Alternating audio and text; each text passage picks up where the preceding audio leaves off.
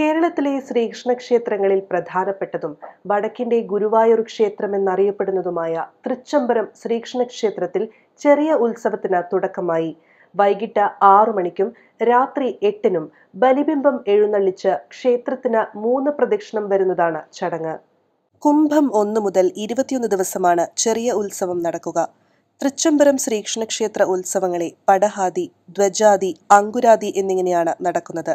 സാധാരണ മറ്റു ക്ഷേത്രങ്ങളിൽ ഇവയിൽ ഏതെങ്കിലും ഒരു രീതിയാണ് ആചാരപരമായി അവലംബിക്കാറുള്ളത്. ബലിബിംബം മാത്രം എഴുന്നള്ളിപ്പ് നടത്തുന്ന രീതിയിലാണ് ചെറിയ ഉത്സവം എന്നറിയപ്പെടുന്നത്.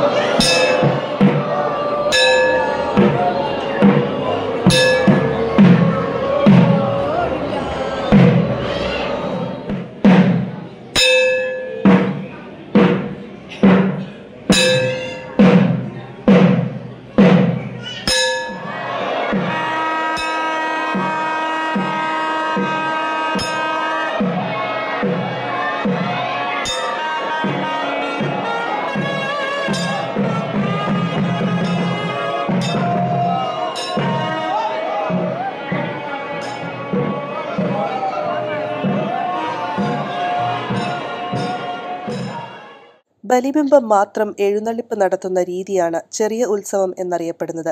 ഫെബ്രുവരി 13 മുതൽ മാർച്ച് 4 വരെ വൈകിട്ട് 6 മണിക്കും രാത്രി 8 മണിക്കും മാർച്ച് 5-ന് രാവിലെ 11:30-നും രാത്രി 8 മണിക്കുമാണ് ഉത്സവം നടക്കുക.